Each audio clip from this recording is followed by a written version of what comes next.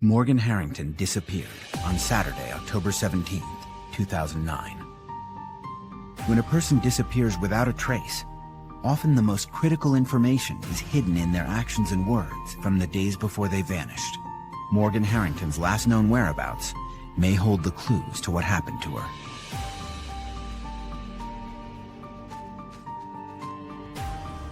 The beautiful 20-year-old Virginia Tech co-ed is looking forward to an evening of fun at a Metallica concert. I mean, Morgan was kind of like champagne. Morgan was bubbly and cause for celebration. At the concert, Morgan leaves her seat and doesn't return. Even though she was warned that if she left, she would not be allowed to re-enter, for some unexplained reason, Morgan walked out the front doors. Strangers report seeing her later that night.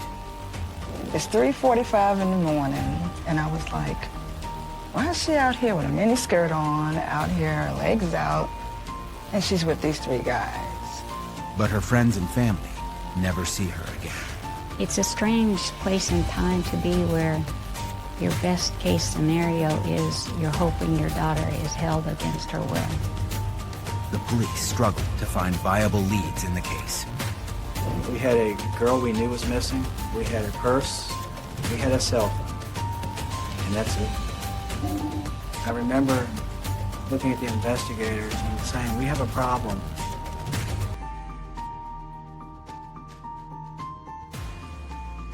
It's Saturday, October 17th, 2009.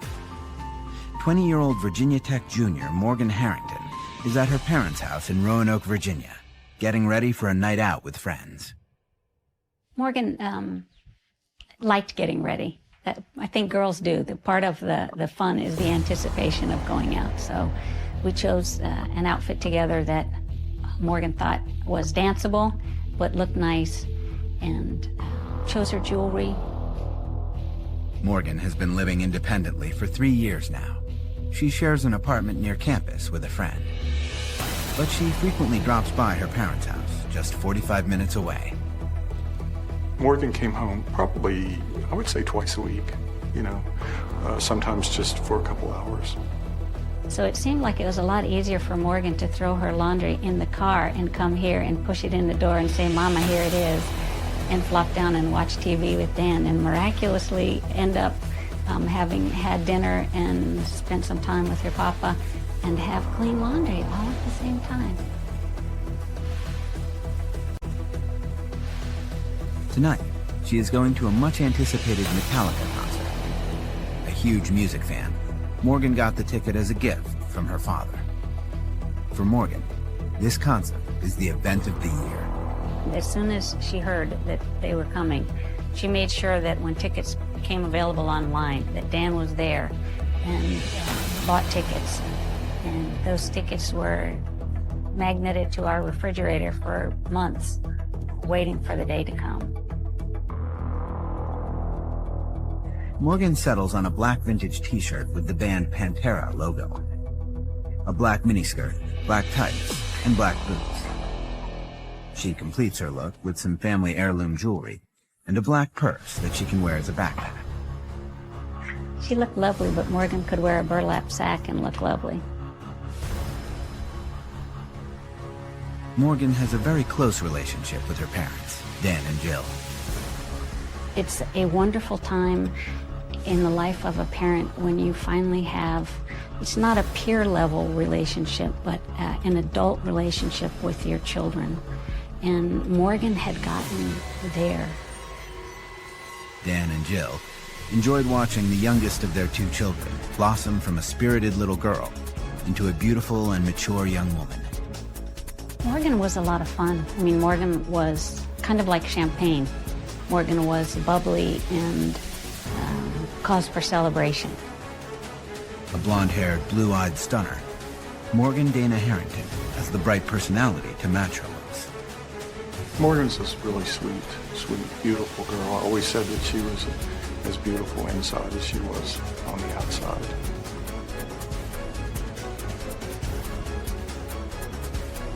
Now in her 3rd year of college, Morgan is planning on becoming a teacher when she graduates.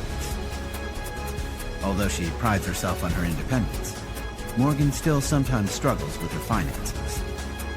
She relies on her father to help her. In fact, on Sunday after the concert, she plans on coming back to her parents' house just for that reason. The plan had been for Morgan to come back on Sunday, and I was going to help her with math and also help her balance her checkbook, which was not one of her favorite things to do. By noon that Saturday, Morgan is out the door. The plan is to pick up her roommate Amy and 2 other friends before heading to the concert at the John Paul Jones Arena at the University of Virginia in Charlottesville. I believe what they were planning to do was to spend the night after the concert in Harrisonburg because it's closer, and then she was coming back. Later that afternoon, Morgan calls her father on his cell phone to check in. She's picked up Amy, and the 2 have just arrived at James Madison University, where they are meeting the rest of the crew. The last time I spoke with Morgan was around 2 or 2:30 when she called me from James Madison to let me know she had arrived safely.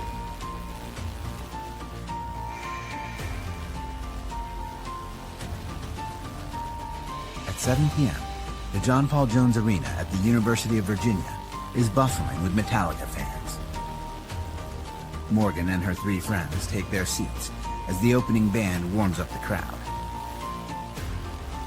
At about 8:15 p.m., Morgan tells her friends she is going to the restroom. When she is not back half an hour later, Morgan's friend Sarah calls her cell phone to find out where she is. Morgan tells her she ended up outside the arena and can't get back in. The venue has a strict no re-entry policy. Since Sarah has Morgan's car key, Morgan tells her she'll find a ride home and hangs up the phone.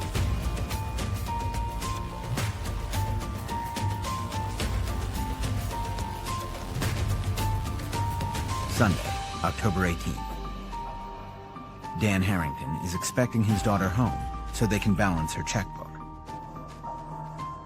Morgan's mother, Jill, is at church, as she always is on Sundays, and Dan is enjoying a quiet morning at home. So I was doing my usual thing, and I wasn't concerned because I thought she would be home about noon. At 11 a.m., Dan gets a phone call that leaves him puzzled, but not yet alarmed.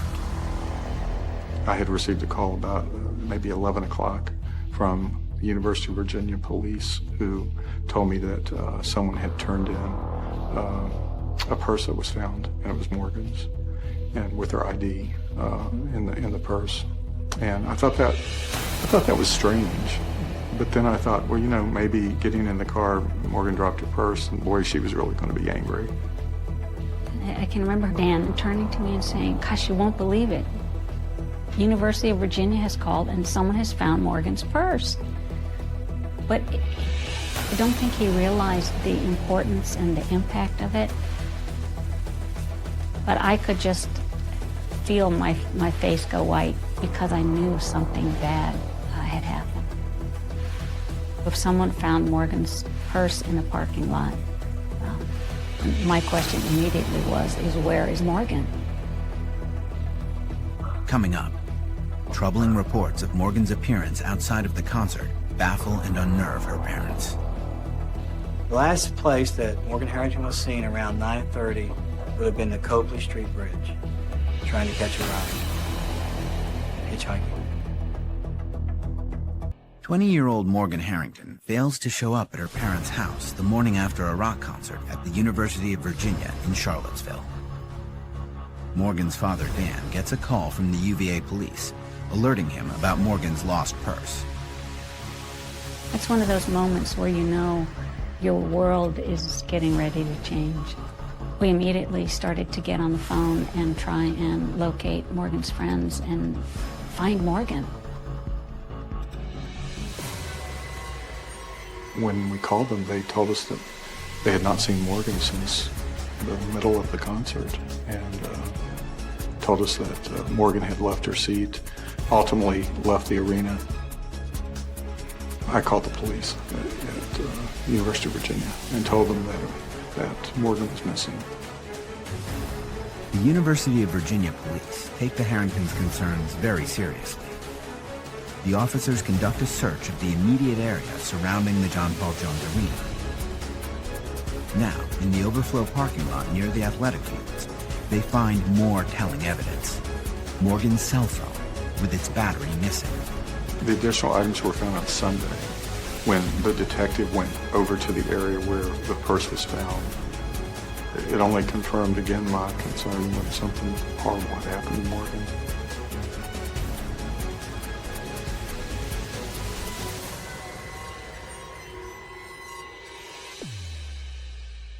By Sunday night, the Harringtons are frantic.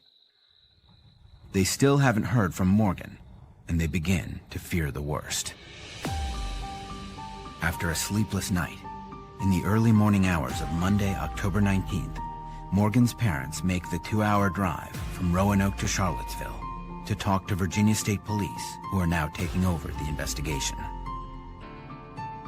Well, initially, the investigation was focused on a missing person, but there was no indication that there was any foul play in those first few days after she was reported missing.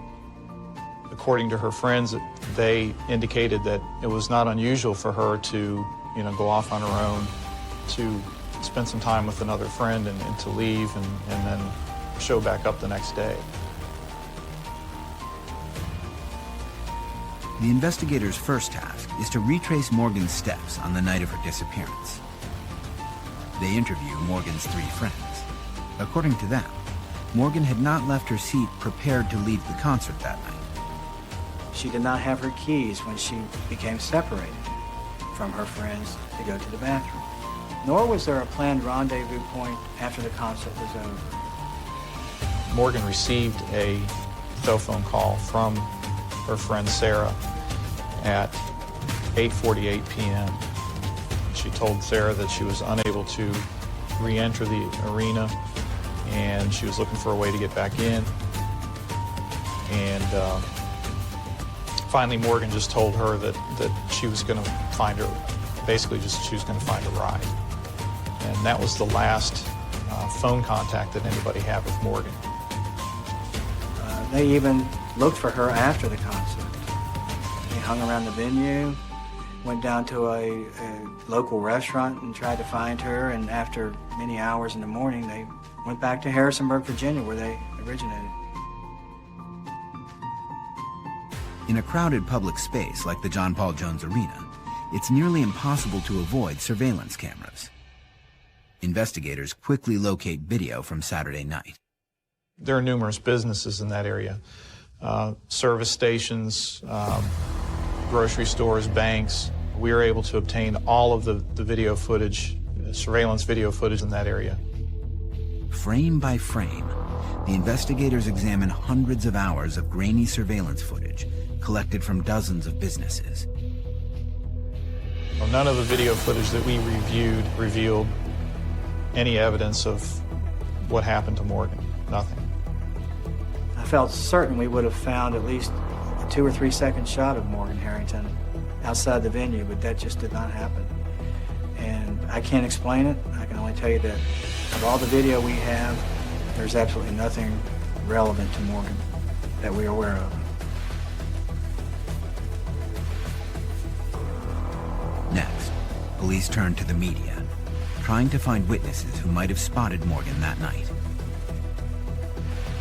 Anyone who may have seen Morgan or a young lady matching this description after October 17th, which was Saturday night, should report it to the police. The purpose of the press conference was to try to make up time that had been lost, since she had been missing for many, many hours prior to us getting there. So we were going to flood the local media with information about Morgan Harrington as we knew it at the time. She has long blonde hair and blue eyes. She was wearing a black t-shirt, black knee-high boots, black tights, and a black miniskirt. I would estimate probably we interviewed over 100 people in the first 3 or 4 days of the investigation. Ultimately, here's what we had to begin with. We had a girl we knew was missing. We had a purse. We had a cell phone. And that's it. And that's not a whole lot to work with.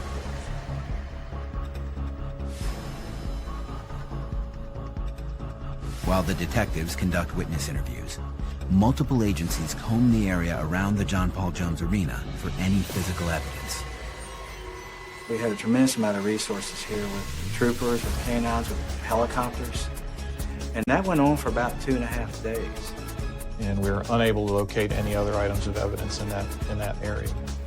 It's a strange place and time to be where your best case scenario is you're hoping your daughter is held against her will. But that's where we were.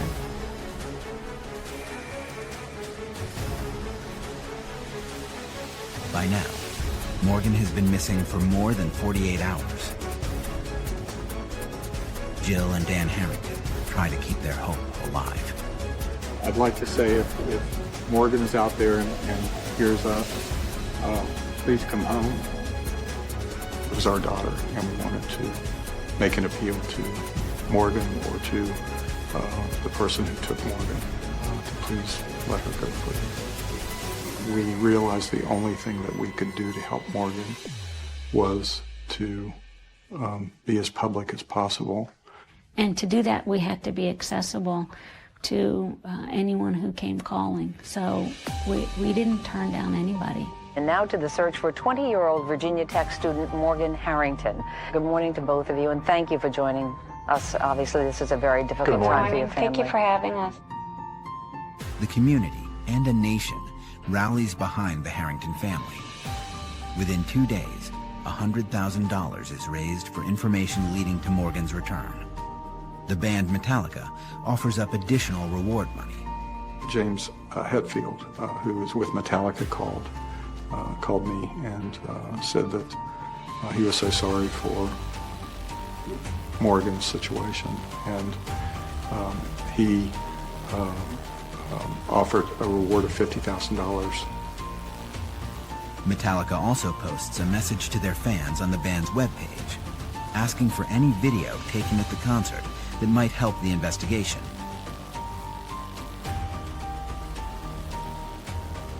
As witness after witness comes forward online and through the police tip line, a bizarre picture of Morgan's movements outside the arena begins to emerge. At about 8:50 p.m., Morgan is spotted outside the ticket booth area. Morgan, for whatever reason, started heading towards the main entrance, even though she was warned that if she left, she would not be allowed to re-enter. For some unexplained reason, Morgan walked out the front doors. No one understands how her trip to the bathroom landed Morgan outside of the arena, since there are 18 clearly marked women's restrooms inside. We identified some witnesses who were outside about to enter the arena and who encountered Morgan out there, and they said that she seemed to be a little incapacitated in some way. Up until now, there has been no information about Morgan's behavior. But soon, multiple eyewitnesses begin giving matching accounts. They say Morgan was acting erratically outside the arena. Some reports suggest she may have sustained an injury on her chin. Though Morgan's friends admit she'd been drinking alcohol, they say she was not intoxicated. But we don't know what happened from the time she left that seat in section 312 until the time she wound up outside. So we don't know if she was slipping drunk. We know that she probably fell. Based on the abrasion, it wouldn't have appeared to have been a serious head wound, but we don't know that. And then certainly we know outside the venue she was fumbling through her purse, had dropped her purse and spilled its contents. And that would be inconsistent with someone who had their wits about them. The witnesses who encountered Morgan outside the arena told us that they offered Morgan assistance, asked her if she needed help or did she need a ticket or to get in, and she said no, she had a ticket, but she refused any kind of assistance that anybody offered her. After compiling accounts from over 100 independent eyewitnesses, the investigators have a clearer picture of Morgan's movements outside the John Paul Jones Arena. It leads them to to the Copley Road Bridge over the railroad tracks to the west of the arena. The last place that Morgan Harrington was seen around 9:30 would have been the Copley Street Bridge, trying to catch a ride, hitchhiking. This revelation bewilders and further alarms Morgan's parents. They said that they had two different sources that placed Morgan on the bridge, and it was hard to process that. It's very atypical behavior for Morgan. To my knowledge, Morgan has not hitchhiked before. It's not. These kids all have cars. You don't hitchhike. We have a girl that's exposed now to some cold weather and some drizzle. We have a girl who doesn't have a cell phone in place. We have a desperate individual. We have a girl that's not thinking clearly. So when you're not thinking clearly, you're going to do things you normally wouldn't do. So while it wouldn't be normal for Morgan Harrington to hitchhike, on that particular night, we believe she was hitchhiking out of desperation. Coming up, another more disturbing sighting of Morgan comes to light. And I was like, why is she out here with a mini skirt on, out here, her legs out, and she's with these three guys?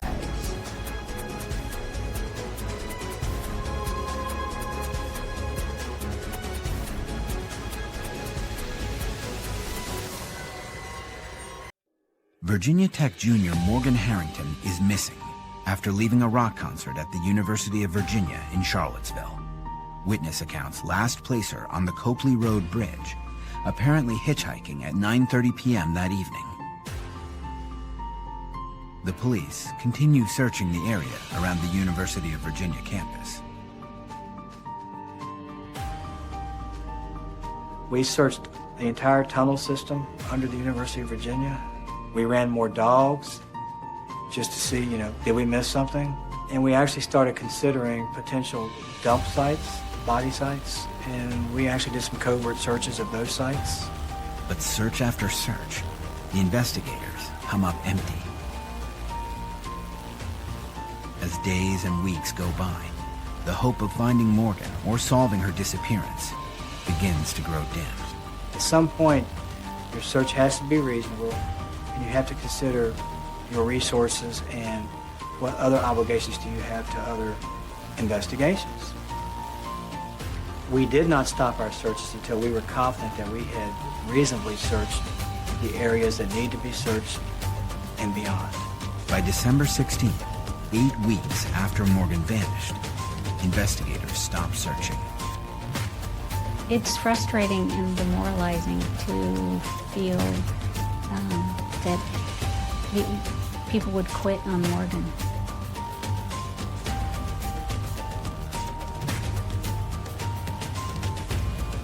To keep their daughter in the public's mind, Morgan's parents continue to engage the media.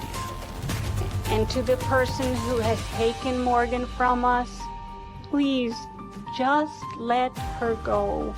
This story took on a life of its own, and that's needed when you have someone who's missing. And we figured out also that keeping Morgan's story alive kept pressure on the police.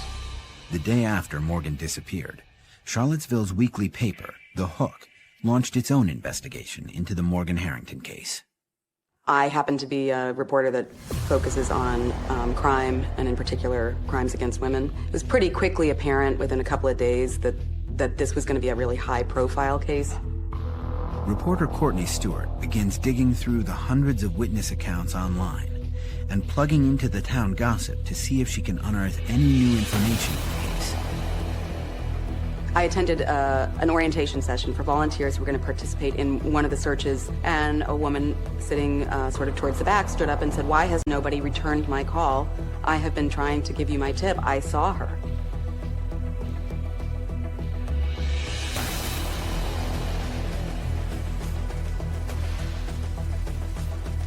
Norma Parson told Stewart she was delivering newspapers around the University of Virginia grounds early that Sunday morning. Around 3:45 a.m., roughly 6 hours after the Copley Road bridge sighting, she was making a delivery at the residences around the UVA campus. When I got to the opening to the west lawn, she was just standing there. She was tall, blonde. Her hair was stuck inside of her jacket. So I just stood there while they walked slowly by me. I just noticed she had all black on. She had a black jacket, black skirt, no tights, knee-high boots, and the 3 white young males walking with her. I felt like it's 3:45 in the morning, and I was like, why is she out here with a mini skirt on, out here, her legs out, and she's with these 3 guys? So when she walked up the steps on my side of the pavilion, I looked her dead in the face. The next morning, Parsons says she saw Morgan Harrington's photo on the front page of the local newspaper. I looked at the picture and light bulbs just went on in my head. I said, yeah, I saw that young lady. I saw Morgan Harrington on the west lawn. Parson called the tip line with her story, but she says the police didn't take her seriously. I think that they did a very unprofessional job in the way that they handled my tip. The investigators say they vetted Parsons' tip very carefully. The lawn sighting has been investigated more than once by a couple of our investigators who've gone back at different times. We even used bloodhounds to go over there and try to see if whether or not the scent for Morgan is there. So we haven't discarded that information. We just have not. That could come to play later on as more information is unraveled. As it is right now, we cannot corroborate that sighting. But reporter Courtney Stewart checks out the story anyway. Well, I followed it up by going to the room where she said she had seen this girl and these 3 boys coming out. And the student who was there said it's not possible. And he suggested that, in fact, there was a wedding reception that was being held in one of the larger, those pavilions, larger houses next door. And he thought that probably what she had seen was guests who were attending this reception leaving that area. Norma Parson stands by her story. I'm good at faces, and I may not know your name, but if I haven't seen you in 5 years, I will remember your face. When I saw her in that paper, I knew that was her. Norma Parsons' story has an eerie similarity to another eyewitness account unearthed by Stewart. A woman who was arriving from Richmond to attend the Metallica show said as she arrived, and she was coming a little late, she said a group of 4 young men accompanied by 1 young blonde woman wearing black boots and sort of an outfit that matched the description of what Morgan had been wearing, were crossed in front of her car. And she thought that the girl looked wobbly, and she wondered why they would be walking away from the arena when Metallica was about to come on. With no physical evidence or surveillance video to support either account, it's impossible for police to know whether they are accurate. Eyewitness accounts in a criminal investigation are very important, but eyewitness information generally always has to be corroborated and confirmed in some way. With lead after lead falling through, the investigation falters. Then, on November 11th, 2009, the police get a call that may steer them towards some solid physical evidence in the case. I was notified by the Charlottesville City Police Department that they recovered a shirt that was consistent with the one Morgan was wearing the night she was last seen. A black t-shirt with tan letters spelling the band's name, Pantera, across the chest, is found by a student on the ground next to an apartment complex.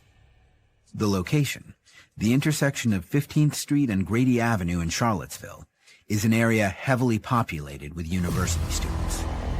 If the t-shirt is in fact Morgan's, it will be the first piece of physical evidence in the hands of police since Morgan's purse and its contents were found in the parking lot the day after she vanished. will the shirt's discovery be the lucky break the police need to crack this case?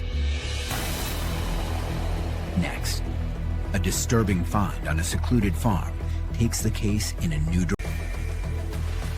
November 11th, 2009. Virginia State Police finally get a piece of physical evidence that may bring them closer to solving the Morgan Harrington case. What appears to be Morgan's t-shirt is recovered 2 miles from the John Paul Jones Arena at the University of Virginia. The 20-year-old Virginia Tech student was last seen on October 17th outside the Metallica concert at the arena. It was a student that was walking along over in near an apartment complex off Grady Avenue, and the shirt was just exposed to the viewing. We didn't believe it had been there before. We'd searched there before. We don't know the circumstances of how it got placed there or how it was found there, but in fact, it was there. At this point, the Pantera t-shirt is the only new piece of evidence the investigators have to work with. The shirt was sent to our forensic laboratory in Richmond, and they were able to recover some human hairs from the shirt, and utilizing those hairs and hairs that were obtained from some of Morgan's belongings and from her mother, we're able to determine that through mitochondrial DNA testing that was in fact Morgan's shirt.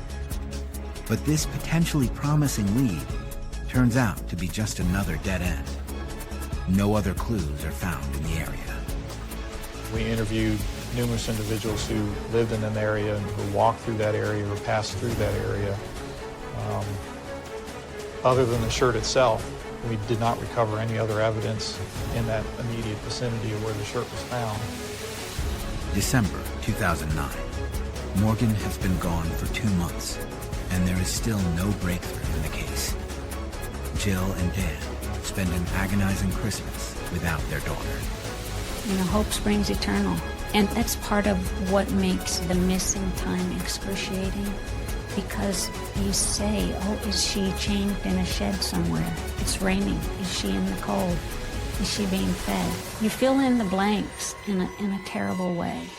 With no new leads, developments in the case slow to a standstill until January 26, 2010, when everything changes. David Bass, a farmer in Albemarle County, is taking a tractor ride along his property line to check on the fences after a heavy snowfall. The Bass farm is 10 miles from the John Paul Jones Arena, where Morgan Harrington was last seen 3 months earlier. On the remote corner of his farm, Bass comes across what he thinks is a deer carcass. When he gets close, he can see clothing and jewelry on the remains. Bass immediately calls 911 and alerts the police. We immediately responded with investigators and with crime scene technicians. Forensic teams get to work to determine the identity of the skeletal remains. Someone from the media in Charlottesville called us and said, we want you to know that it looks like Morgan's body has been found. I remember just that adrenaline feeling of, could this be Morgan? Is this going to be an answer for us? Coming up, have investigators found Morgan's remains? Or do they belong to someone else? January 26, 2010. Police investigating the disappearance of Virginia Tech student Morgan Harrington converge on Anchorage Farm in Albemarle County, Virginia, where skeletal human remains were found by the farm's owner, David Bass. I was checking the fences and I thought I saw a dead deer, and I stopped and it was a human skull, and that's when I called 911. 20-year-old Morgan Harrington has been missing since October 17, 2009. She was last seen hitchhiking on a bridge outside the John Paul Jones Arena at the University of Virginia in Charlottesville. Certainly, identification of any body, positive ID, is directly relevant to the condition of the body. You know, you send it to the medical examiner in Virginia, And they can do their DNA testing, they can do their dental records, and things like that. And that's what you use for a decomposed body. Her parents waited home for the results. 2 days later, a dental record match confirms that the remains found on the Anchorage farm are in fact Morgan Harrington's. It's devastating news for Morgan's parents. It's the worst thing that you don't want to hear, and yet at the same time, it's what I expected. And there was some relief in that it wasn't missing anymore. You know, the missing is the worst thing. Morgan, the Harringtons' youngest child, is dead. This missing persons case is now officially a homicide investigation. Because the investigation is ongoing, the police will not release her cause of death. I cannot discuss the circumstances of her death as far as the cause. I can say that the medical examiner has determined that her manner of death is homicide. To the investigators, the location of Morgan's body on the vast 700-plus acre farm may be the most telling clue to date. The location is very remote. It's not easily accessed by a vehicle. It's a location that an individual would most certainly have to have prior knowledge of in order, to get there. I mean, we're talking having to cross over creeks and ravines and fences, go through gates. They felt low risk. They felt, I can get in here without being seen. I know where I want to go. I know the terrain. I know what I have to cross, what the obstacles I have to cross. I mean, all that's pretty telling. Armed with these new assumptions, the investigators continue to work the case.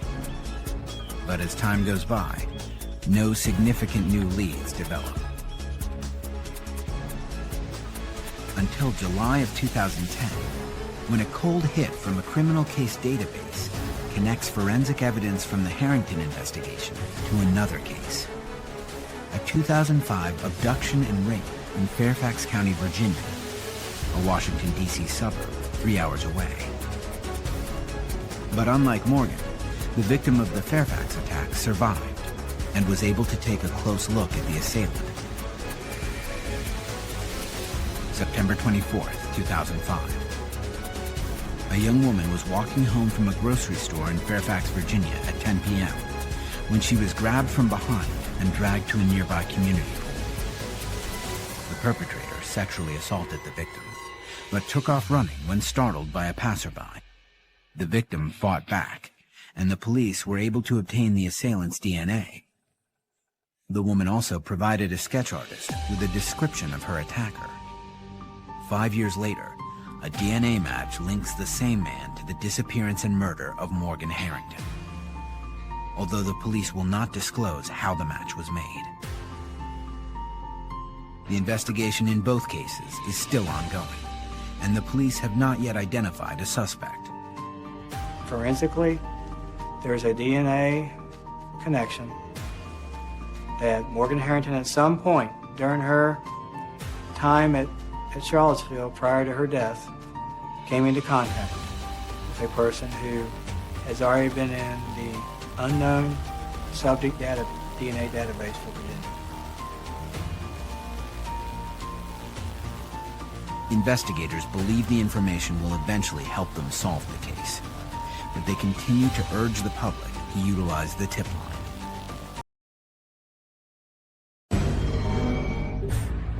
Do you guys feel that basketball saves lives in our community?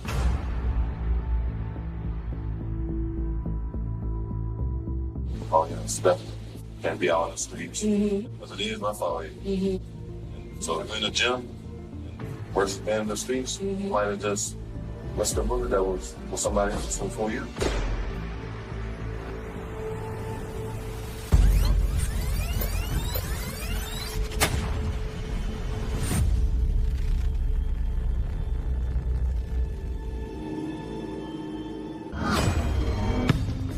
Our whole world collapsed in that day. And whatever coward did this, I hope you caught. Turn yourself in.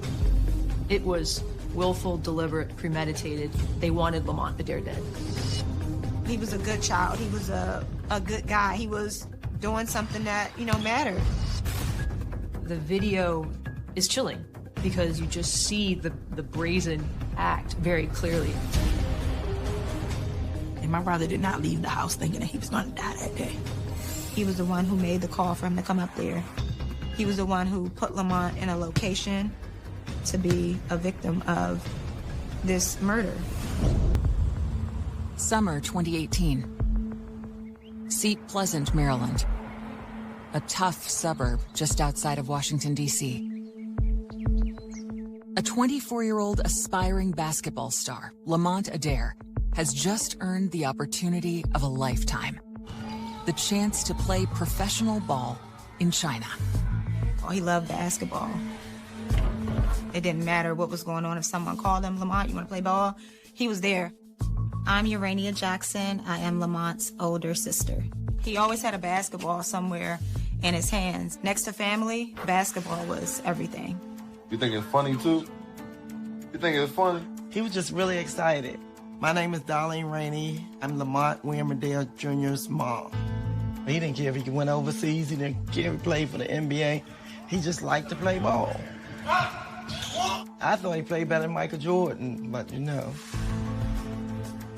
For him, it was like the break that he's been waiting for. Everything was falling into place. Everything was going the way he wanted it to go. Lamont's path to professional success was full of adversity, but he's always had the support of an adoring family. Lamont was born on October 23rd, 1993, in the morning, the day of my baby shower. I was helping, I wasn't supposed to be helping with the baby shower, but I was. So I started having labor pains. We were setting up decorations and everything, and she started having contractions, and she drove herself to the hospital. I was in the 6th grade, and I remember being so excited. He had everyone's heart and wrapped around his fingers, basically. A little spoiled, but in the sense that that's family, and he's a baby brother. Whatever he wanted, he could have gotten from any of us. Oh, Lord. As a child, Lamont was very busy. Anything that we were doing, he wanted to do it. That's where his basketball career came in, because we would play basketball across the street from my grandmother's house. So whenever we played, we didn't go easy on him. We would just play him just like anyone else. Like, you're going to have to beat us to get to the court. So I think him going through that, it actually helped build his skill. He started to really hone in on his craft. Like, he was really good at it and really competitive. And then when he started getting taller, it was just like, wow. We called him Monty, but on the basketball court, they called him Tree. He did own the name Tree, just like in his reach, reaching for the ball, being able to dunk. High school success leads to a chance to play college ball in the Midwest. He's the first out of all of my mom's kids to go away to college, so we're excited. Iowa was a bit far for us, but you know where he is, and he's going for a purpose. I said, so what do you do out there in Iowa? He's like, they don't do anything but tip cows out here. And I was like, what is that? He's like, they tip cows over. I think he really missed home a lot. After some basketball injuries and bouts of homesickness, Lamont drops out. Back in Seat Pleasant, he must contend with a different set of concerns. The level of violence is escalating here. It worried him to come back home. He was scared that something would happen to him. You would hear of gun violence. You would hear of, different tragedies. If you cross out of Maryland, you're right there in D.C., and sometimes the crime from D.C. would come over into Prince George's County. But Lamont continues to work on his game, and in 2018, earns his shot to play in China. Months earlier, he received even more thrilling news from an ex-girlfriend. Lamont is going to be a father. His son's name is Makai.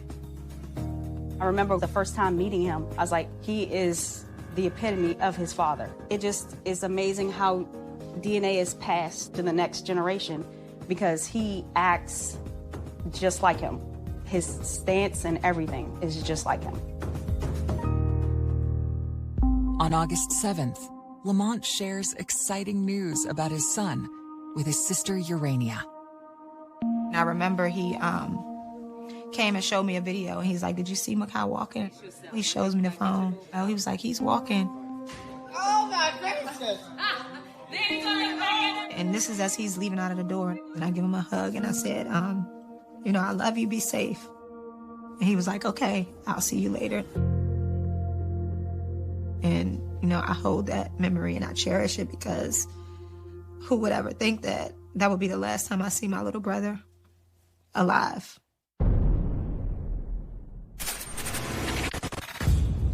The next day, Lamont's older sister receives an alarming call. I'm at the gas station pumping gas. The phone rings. This guy that Lamont grew up with, he's like, "Your brother just got shot." He just got shot? Like, what do you mean he just got shot? "Oh no, your brother just got shot." And so, like, I started crying. I asked where it was. He said it was on Craig Street. And when I called 911, I told the operator that somebody just called me and told me that my brother was shot because they sent an ambulance. And she said the police were there. I'm praying that he's okay. Like, please keep the blood flowing to his heart. I'm Jonathan Church. I am a Deputy State's Attorney in Prince George's County State's Attorney's Office. The police get a 911 call for the shots fired on Griggs Street. And when they arrive, they find that a man was suffering from multiple gunshot wounds. My name is Thea Zumwalt. I'm an Assistant State's Attorney in Prince George's County, Maryland. Paramedics arrived within minutes of the call. He was found between a car, parked car, and then the curb, and they determined that he was unresponsive. So as soon as he is pronounced dead, homicide unit shows up. One goal is to come collect all the forensic evidence that they can find. He has his phone with him. So they do identify him as Lamont Adair. And then that starts the homicide detectives running. The reports that they were getting was that a car drove by and was firing. So they had casings all along the road that they had to make sure that they got them all. There was somewhere in the neighborhood of 12 fired cartridge casings, which really indicates to us that the gun was fired probably to the point of where it was empty. It was apparent based on the location of the gunshot wounds that some of those are what's called defensive wounds, where he was moving and trying to avoid being shot at, which would give you an indication that the person was walking up on him as he was firing as well. There were several buildings to this complex, and that apartment complex did have several cameras. So they made it a priority to secure the footage for that. They don't get to view it right away, so they're dragging in as much potential evidence as possible that might help solve, number one, what that vehicle was, and then who was in the vehicle at the time, and then who would have had a reason to do this. And once the initial scene is secured, and in this case there was no one who committed the crime who was on scene, so they were able to secure it pretty quickly. And it was a pretty large area that they had to cordon off. So when we got in there, they had it taped off and wouldn't let us get to where he was. And they was, you know, not letting me see him. That, "No, you can't come close." I said, "No, I'm going to see him." But when you deliver a baby and they cut the umbilical cord, it's still an invisible umbilical cord still there. Because you can feel one of your kids, there's something going wrong. I just think about how a waste of life it was.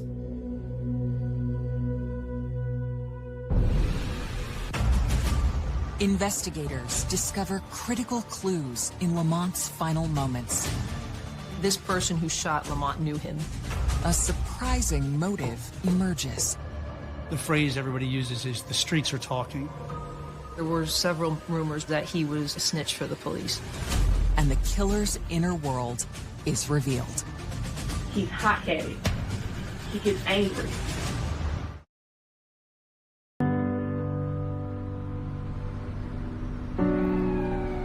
On 8/8/2018, this is where Lamont William Adair Jr., Tree, Monty was murdered at.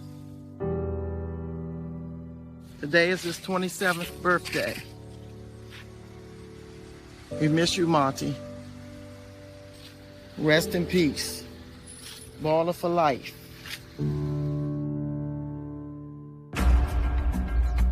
As investigators process the scene of Lamont Adair's murder, local media race to cover the tragedy. And whatever coward did this, I hope you caught. Turn yourself in. So a crowd starts to gather because it's a very populated area and it's midday. There's an entire team of detectives that spread out and look at different things, knocking on every door of every apartment that had a window that oversaw where this happened, asking people's names and identification information and phone numbers. What did you see? There really wasn't anything clear in the immediate information that the detectives received for them to go to figure out why him. In search of leads, detectives turned back to a piece of evidence recovered from the crime scene. When Mr. Adair is found, he has his phone with him, and the phone can be like a wealth, a treasure trove of information. They can identify who his family members are, who he is in particular, start talking with family members. Later that evening, investigators asked Darlene about Lamont's movements that afternoon. I told them they were living at my house. Lamont and Makai. Lamont had his room downstairs. So he was down there about maybe 2 or 3 hours playing with Makai. And then I think he got a phone call because he came upstairs and he went in the, he said, "Here, Mom, take him." He was going out to work out like he normally did, but he was meeting somebody. What she didn't realize is what seemed like an everyday moment would be one of Lamont's last. I don't know why, but something just told me look out the door. When I saw him walking down the street, and he was gone. So initially, after talking to family and friends of Lamont Adair, there isn't somebody that readily stands out as a suspect because he's not involved in anything that we're aware of that would have made him a target. Investigators then turn their focus to Lamont's online activity in the days leading up to his final moments. There are a team of detectives checking his social media to see who he posted recently with, what he might have said, whether it was something that might have been responded to hostilely. From what was in his phone, he lived a normal 20-something-year-old talented, handsome individual's life. I mean, he played basketball, he dated women, he loved his little boy. Lamont's family, however, believe his growing notoriety and recent success may have made him a target. A lot of people were upset with Lamont because of the opportunities that he has. And we're all like, we know he was just about to go play basketball overseas, and really, a lot of people were jealous of him. He was headed to the basketball court not far from where he was shot and killed. Who was he meeting there? Were the people there that were supposed to be there? Where were the people that he was supposed to meet if they weren't there? One of the people that Lamont may have been going to play basketball with was a man by the name of Thomas. As they process the events of August 8th, Lamont's family have grown suspicious of the friend who invited him to play ball that afternoon. My brother did not leave the house thinking that he was going to die that day. Thomas told Lamont, "Let's go play basketball." People were going around saying that Thomas set it up, which we felt that way anyway, because it was just too coincidental that you call him and tell him to come up and play. Rumors suggest that Thomas may have coordinated with the gunman to get Lamont to Gregg Street. If anyone were able to call him somewhere, it would be Thomas because he trusted him. The indication was that he was plotting to do this to Lamont. There were rumors. He knew that it was happening and they helped facilitate it. Lamont's family have tipped off investigators to a friend who may have been involved in the murder. Thomas was somebody who was on scene at the time of the murder. Detectives were looking at him as possibly being involved, or at least not telling what he really knew about it. Thomas was one of the first names that I gave to the detectives. He was the one who made the call for him to come up there. He was the one who got him to come out of the house. He was the one who put Lamont in a location to be a victim of this murder. Police actually interviewed Thomas. He came into the station and they interviewed him there to determine whether he might have been involved or what he knew. Investigators begin by questioning Thomas about his plans for that day. So when police talked to him, he was very quiet, trying to figure things out. You can tell he's contemplative. He had not yet met with Lamont and didn't know anything that was useful. They just didn't get any information that was usable from Thomas. Detectives then set out to validate his version of events. We had 6 or 7 cell phone dumps that we went through. His phone was pulled, and there was no indication that he had anything to do with the murder of Lamont Adair. They could tell that he called Lamont up to the scene. He was the one who made the call for him to come up there. But they didn't feel like he was involved. After clearing Thomas, detectives gain access to the footage from the housing complex that could reveal Lamont's final moments. So when police actually pull the footage of this video camera that's on the corner of one of the apartment buildings, it does a 360-degree pan. Every couple seconds, it starts to pan away into the back through an alley to another street and then back around to the front. And we have very small snippets of it because it's rotating the entire time. Detectives then cue the tape up to the moment in question. And at about 3:49, 3:50 that afternoon, you can see an individual who we know is Lamont Adair based on where he falls and where police find him. And then eventually you see a gray Toyota Corolla pull up. And that's when the driver's door opens and the driver jumps out of the vehicle and approaches Lamont Adair. The video is chilling because you see the figure just fire, shooting in broad daylight, and you see Lamont get down to his knees and he's trying to fight, but he's just executed on the street in front of everybody. And then the camera pans out of view. When the camera returns to the scene, the final moments of the tragedy unfold. After he had shot Lamont, he runs back to the driver's side. He can't get into the driver's side, and he hops to the back of the car. He gets in and the car drives away. He couldn't identify any movement in the car, but we were able to determine that there was somebody else in the car at the time who was in the driver's seat because the car drove away with the defendant in the back. We know there's another person who witnessed the shooting, a person who slid into the driver's seat and shut the door. To me, this person who shot Lamont knew him. I mean, it was willful, deliberate, premeditated. They wanted Lamont Adair dead. I'm Aisha Braveboy, State's Attorney for Prince George's County, Maryland. Surveillance video can be extremely helpful in identifying suspects. In this case, however, it was very, very grainy, so it was very difficult to make out the features of the suspect. You can tell that the driver who exited the car had dreads, was an African-American male. Beyond that, there was nothing in that video that could tell us who that was. It was a very small, common car, gray in color. There was nothing unique about it. There was no way to tell the license plate. But upon rewatching Lamont's final moments, they observe someone else who may be able to identify the killer. So the shooting takes place right here, but in the video you actually see this maintenance worker had pulled up to the main street where the defendant's car was traveling. But you saw in the video, they saw everything.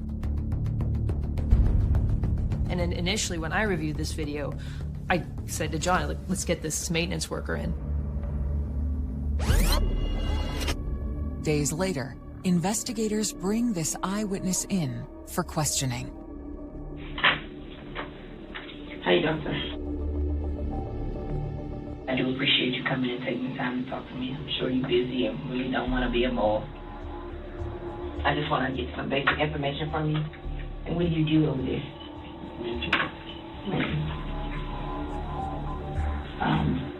On the day of the shooting, you remember that day? Yeah. Can you tell me what happened? I just let them pull up in the car because he just come pull up, start shooting. The person that was doing the shooting, can you describe the person at all?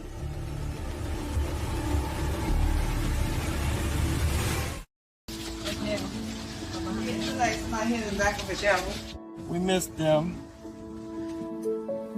Lamont's 27th birthday, baller for life, celebration of his life.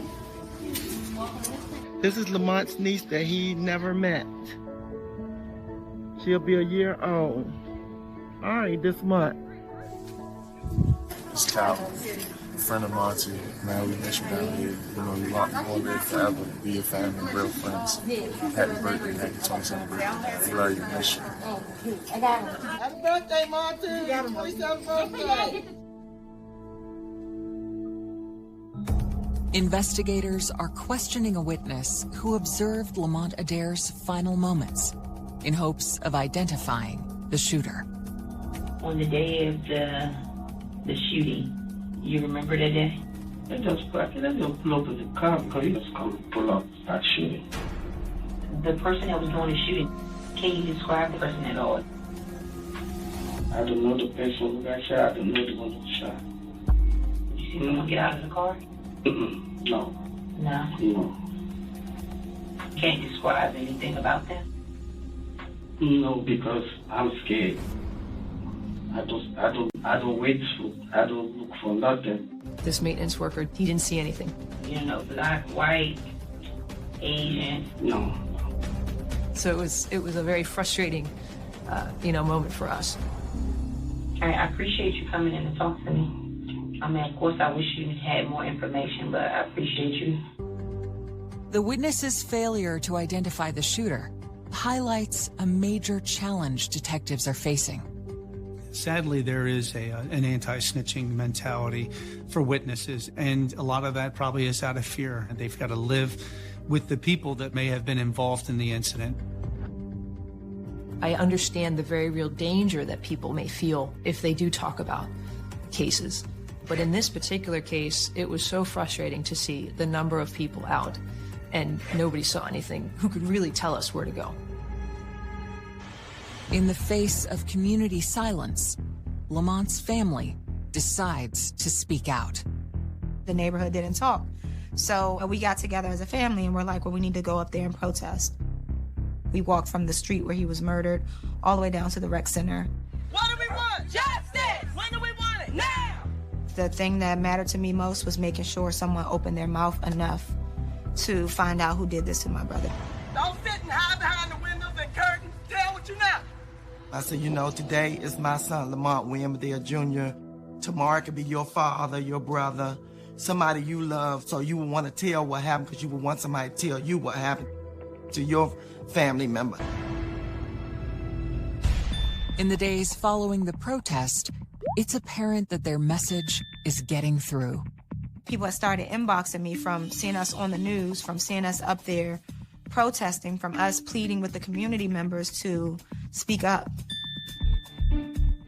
The detectives fielded many reports from the family about what they had heard, who they heard it from, and the family was really active in trying to just find out information and funnel it to the detectives. One rumor suggests that an incident in Lamont's past made him a target for revenge. There were several rumors. One of them was that he was possibly a snitch for the police. That was basically that came up because he had recently, prior to this, had acquired a weed charge where he was found in a car smoking some weed. Like most of the kids his age, Lamont has started recreational use of marijuana. Well, I think that's the way that he, detached from his issues or problems. And he had gotten into some trouble, and they arrested him. It seems that after the arrest, some individuals may have viewed Lamont with suspicion. I don't believe he was in jail for very long when he had been arrested for that. And certainly some of the rumors that circulate is that if you're out quickly, that you must be working with the police. And I guess the phrase everybody uses is the streets are talking. And so some of the original rumors that went around were that potential suspects could be people who weren't happy about that. Detectives reach out to their partners in the narcotics unit.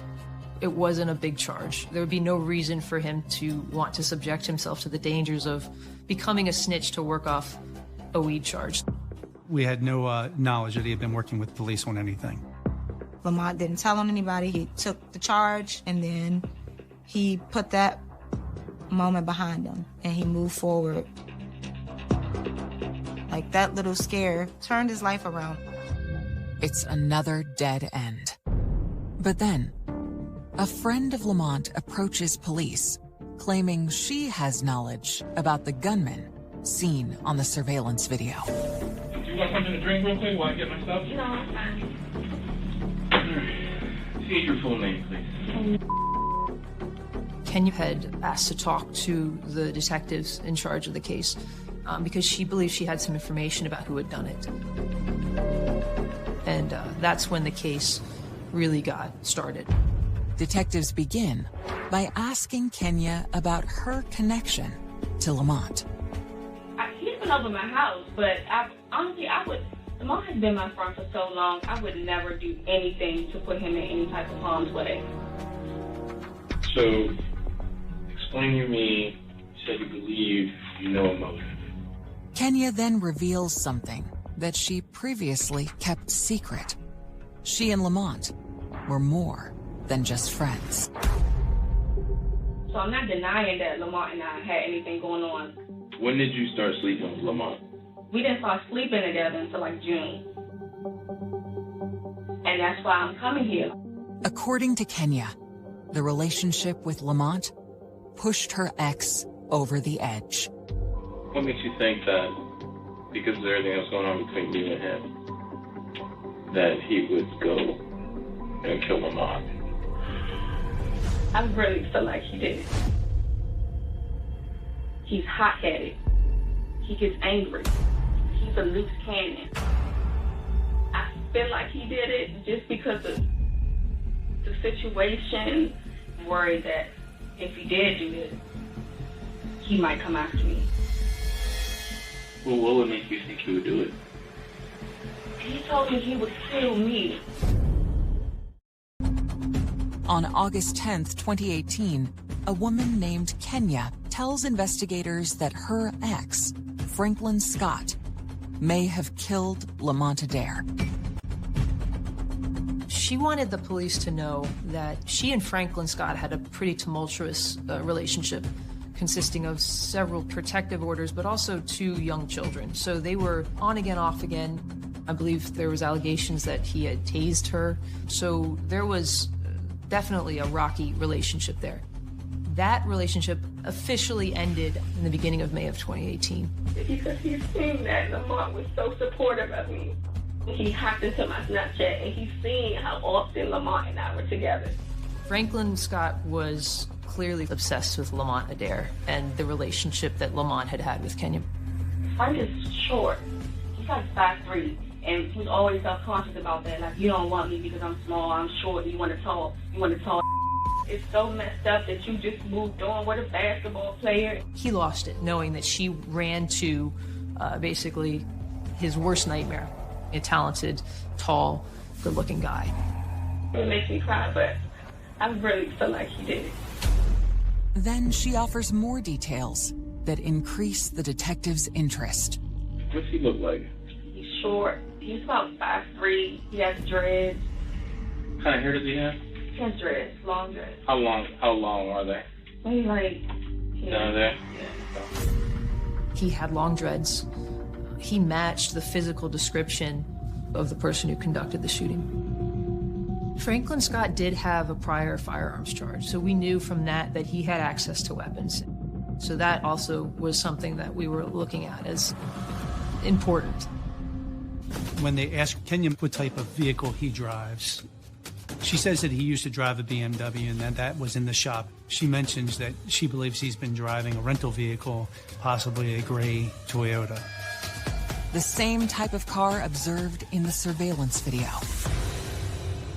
Investigators then ask about her contact with Scott on August 8th.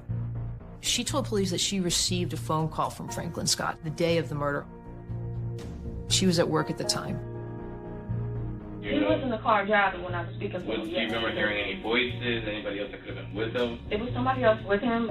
He has I know his voice is kind of deep but high at the same time. She said she recognized that voice to be Lamont Jackson because his voice is characteristically raspy.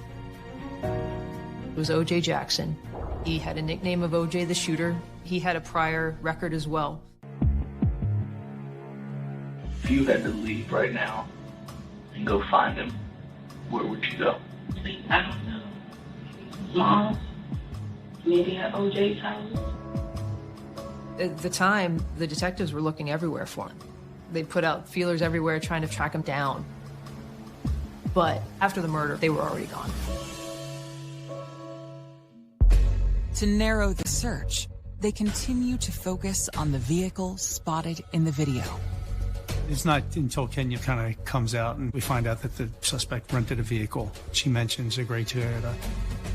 Eventually, they do locate the rental vehicle, parked on a street in the Seat Pleasant area.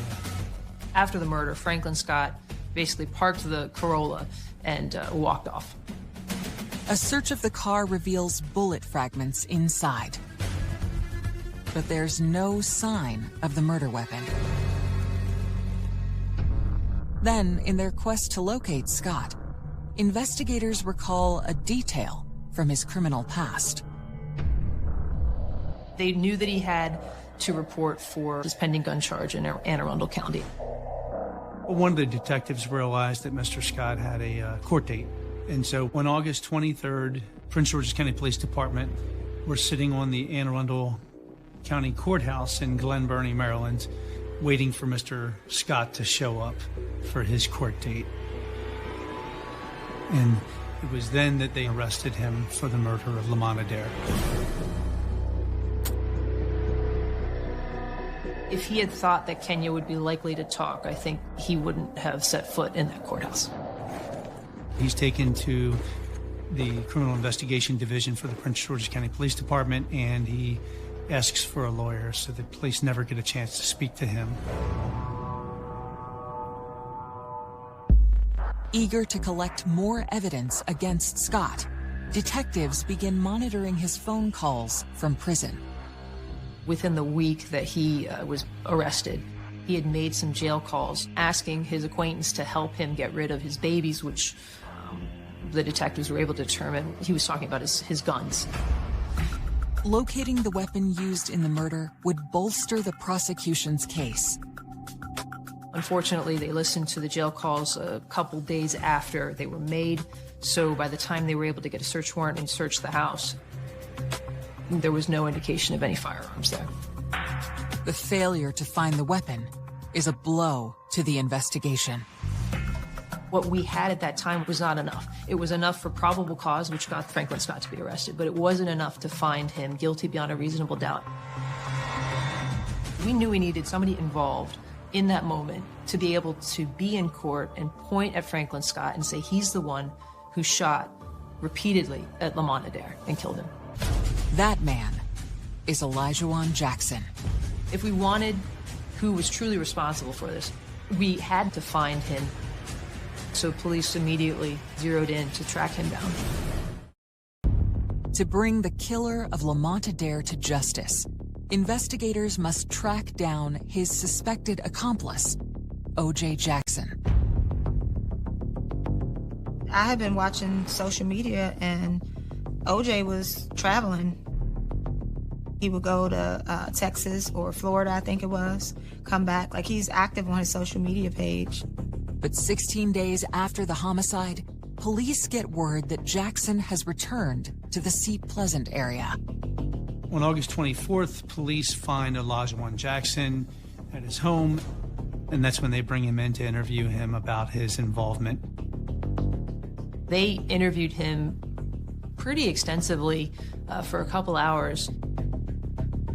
At the end of the interview, he got real quiet, and the detectives asked him something, and he indicated that he wanted to talk to his mother. And his mother came in, and you saw a pretty profound exchange. His mother tells him, you need to tell the police the truth. You don't need to be going down for this. You need to be honest.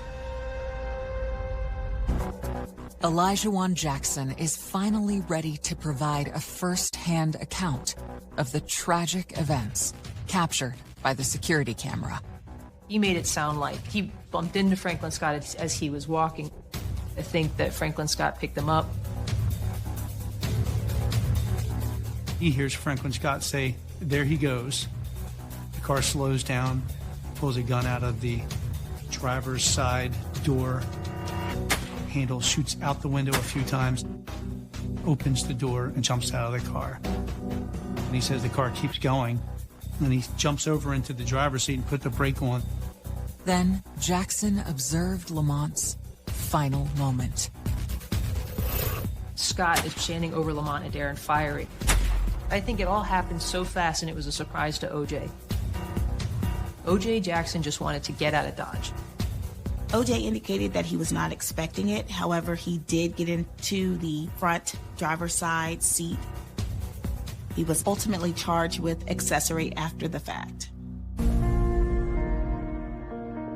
Franklin Scott accepted responsibility for what he did as well, and primarily because he knew that Olajuwon Jackson was going to offer testimony against him. Franklin Scott pled guilty to first-degree murder. I'm pretty proud of that. It's a more certain outcome than going to trial. So I'm happy with the results. Olajuwon Jackson is serving a 6-year sentence. Franklin Scott is serving 50 years.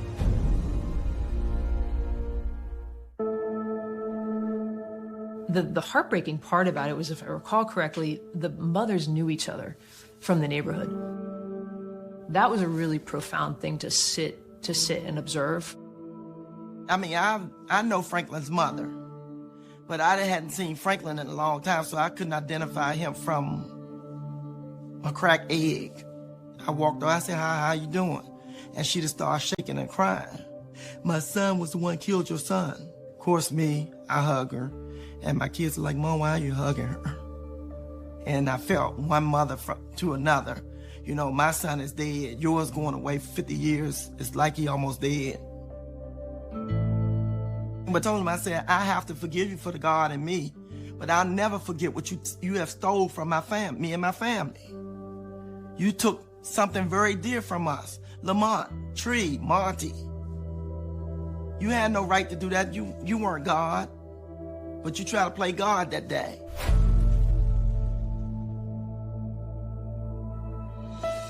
With the murder case resolved, the family continues to process their grief and replay Lamont's final moments.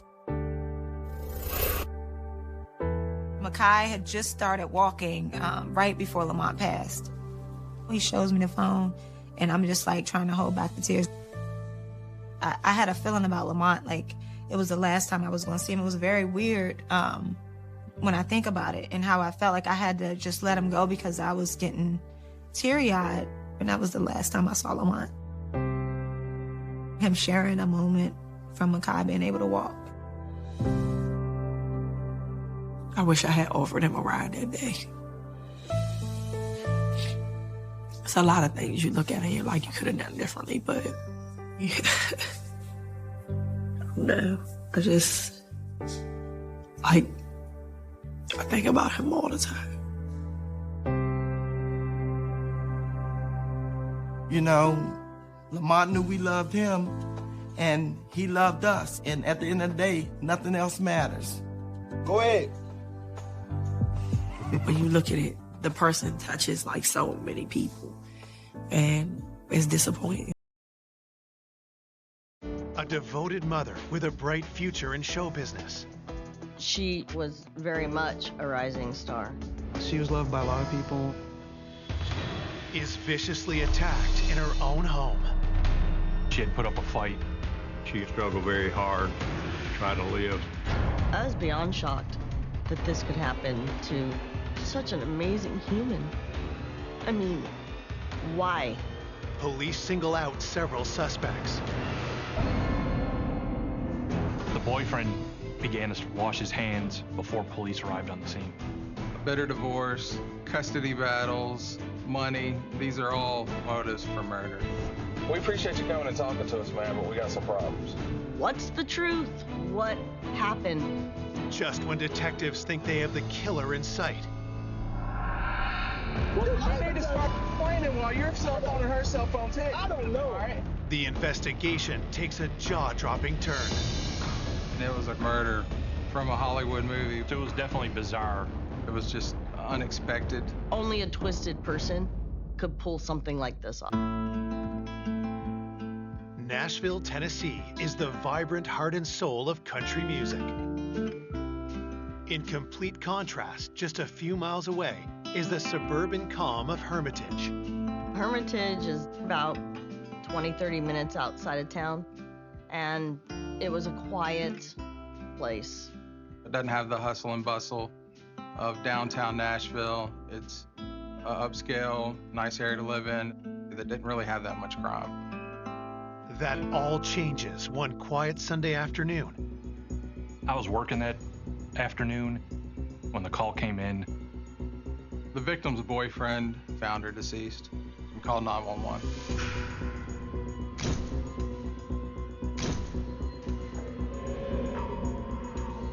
When I'd walked inside the residence, I found the victim dead inside the living room area. There was blood next to her, and it appeared she had several gunshot wounds. When I looked at the victim's body, I noticed multiple bullet holes, multiple projectile strikes. I also noticed powder burns on one of her hands. There was gunshot residue on her hands, which would indicate she attempted to grab the gun. The curtains had been pulled down, and some chairs had been moved around, like a struggle had started. It appeared she had put up a fight with the suspect. We began looking for a murder weapon. We could not find one. We realized that the assailant picked up shell casings and removed them from the scene to make it harder on investigators to determine what happened. We were lucky. We found one shell casing that rolled to the edge of the wall, and it was sort of hidden, so the suspect wasn't able to find that one. It had a green sheen, and I thought it was an old brass shell casing that was corroded. We turned it over for the test. We knew upon locating that shell casing that we were now going to have a clue that we could follow up on. We noticed there was money on the counter, and there was other valuables, jewelry, a ring, so it didn't appear that robbery was a motive. Investigators follow a trail of evidence from outside the house. The victim's vehicle was parked in the garage. The vehicle's door was open, and it appeared that items from her purse were strewn across the floor of the garage. It appeared that she was targeted, followed to her residence, and the suspect took the most opportune time to gain entry once the garage was opened, and she pulled in. Detectives want more information from the victim's boyfriend. He tells police his girlfriend is 39-year-old Veronica Boza. They had plans to go out that day. He stated when he arrived at the residence, the back garage was up.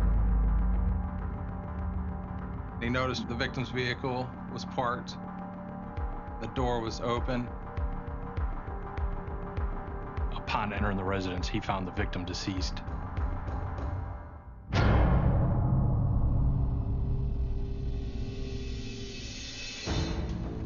Obviously, he's a suspect for us. He was the one that found the victim, and the red flags are up for us as detectives. But Brian's too overwhelmed to say much more. We can't rule them out because we don't know the history and don't know what happened. We knew we were going to have to conduct an interview with the boyfriend later on.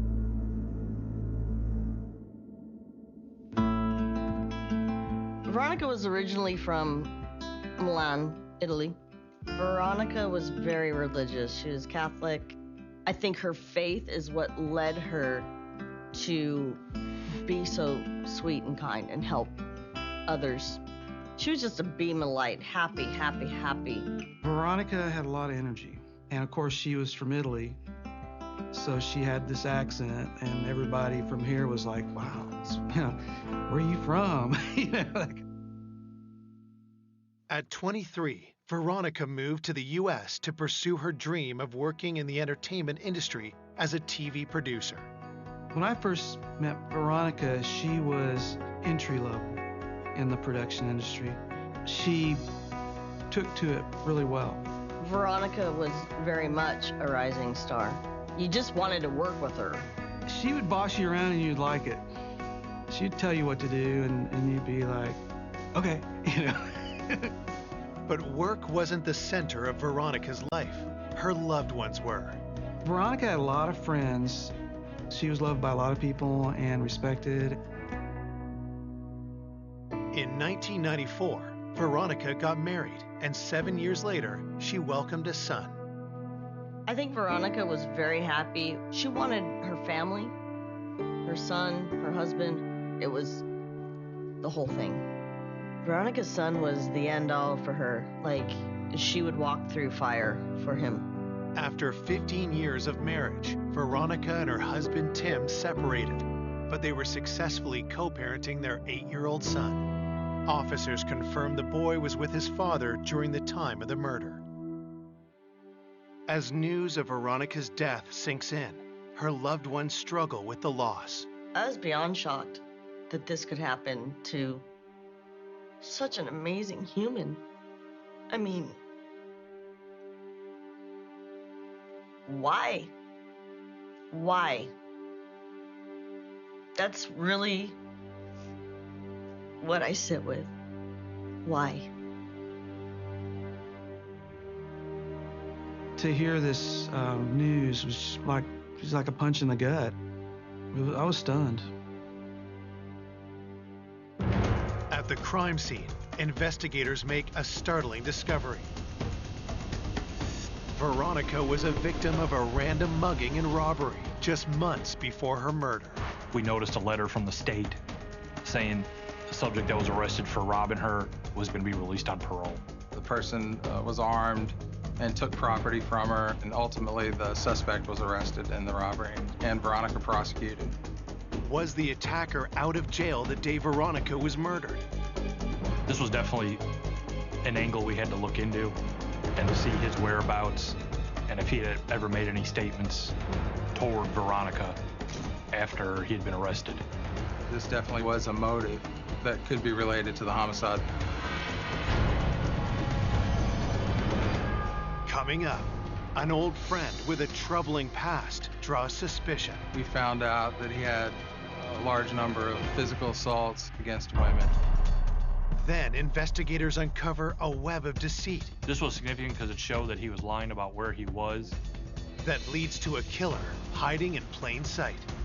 We then noticed that his phone was in the general area of the crime scene. She admitted that she stole her ex-husband's handgun. It's like, what? After finding TV producer and loving mother Veronica Boza gunned down in her living room, detectives are trying to establish if a criminal from her past has taken his revenge. We definitely had to look into seeing if he was out to harm Veronica. We started to do a background investigation on him. He was a dangerous person. But when investigators dig deeper, they are forced to reassess. We were able to find records showing that he was in jail during the day of the murder. With a key suspect eliminated, detectives now focus on reconstructing their victim's final hours. We found out that Veronica attended St. Edward's Church, and that's where she dropped her son off with his father after church service that Sunday before she was murdered. her boyfriend. Brian had spoken with Veronica right after she had left church. She also spoke to a coworker during her drive. We were able to learn when her last call was made, and then from Brian's when the 911 call was made. From this information, detectives pieced together a timeline. Veronica was alive at 12:08 and dead by 12:20. So there was a 12-minute span that we were able to narrow down of when this murder took place. Due to the very limited time frame that the homicide could have occurred, the suspect would have been definitely rushed for time to perpetrate the act. With Brian arriving just moments after Veronica's death, police question how he could have missed spotting her assailant.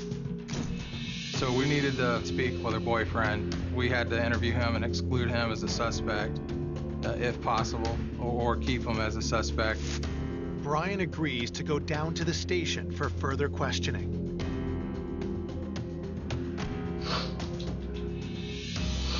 You could visibly see he was upset. Detectives begin by asking about Brian and Veronica's relationship. Brian was also a TV producer, and they worked on a show together, and then that's how they met. They had just started dating 2 to 3 months earlier, and they were getting ready to go on a weekend trip. I've never been loved the way that she loves me.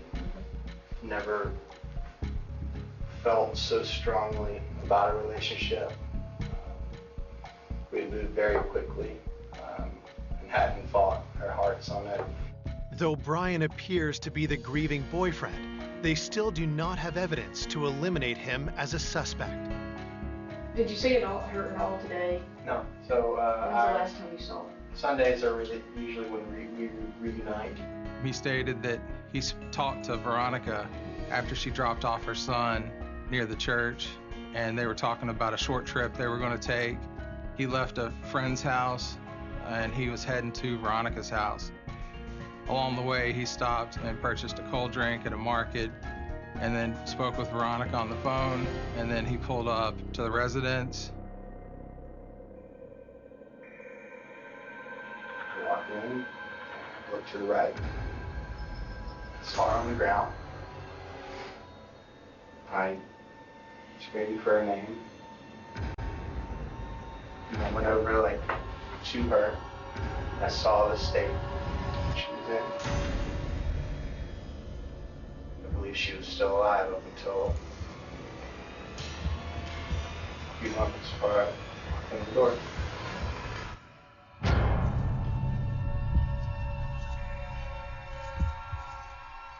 When police ask how Brian knew Veronica was dead, his answer is troubling.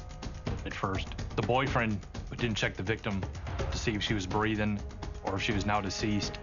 When Brian called 911, the 911 operator asked him, "Is she breathing?" Only then did Brian check for a pulse, and he didn't find a pulse. And then he began to wash his hands before police arrived on the scene. He didn't perform any type of medical assistance to Veronica. It would seem odd. Did you hurt Veronica today? Did you have? No. And she's the love of my life. We plan to spend the rest of our life together.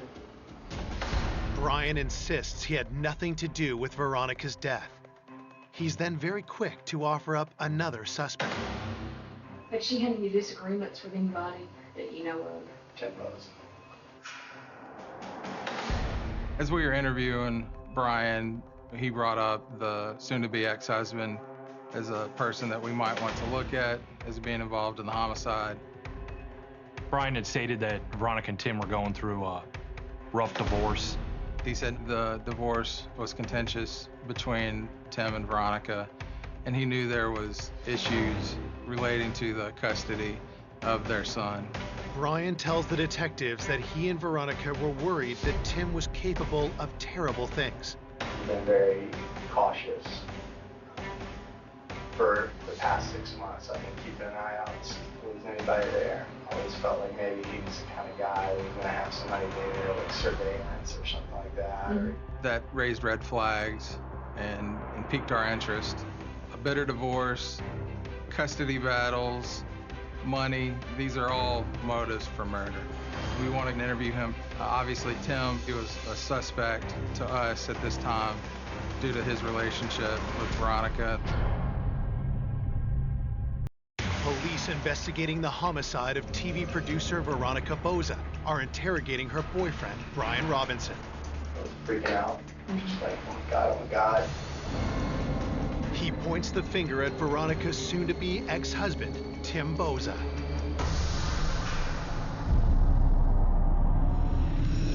We found out that the divorce was within a few weeks to a month of being finalized, and that the divorce was going to be favorable to Veronica. Brian tells police Tim isn't happy about the settlement or the custody arrangement. When Veronica refused to submit to him to just being a split, he then attempted to tarnish her as a mother.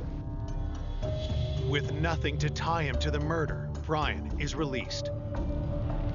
Officers are dispatched to check his alibi, while detectives look into Tim Boza. We found out that he was a home remodeler and worked for himself, basically. Investigators learn that Tim and Veronica's marriage became strained in the last year and a half. We found that Tim had hit a rough patch in his work. Some of his houses weren't selling. He was starting to have money issues. Her life was taking off and going a really good direction, and Mr. Boza's life was doing the exact opposite. 12 months before the murder, Veronica filed for divorce. The reason they had started the divorce was the financial situation Tim had put the family in with this business. His business was basically going down the tubes. He fought with Veronica over money. There was sort of an issue between Veronica and Tim as far as custody, and Tim was worried Veronica was going to take their son out of the country.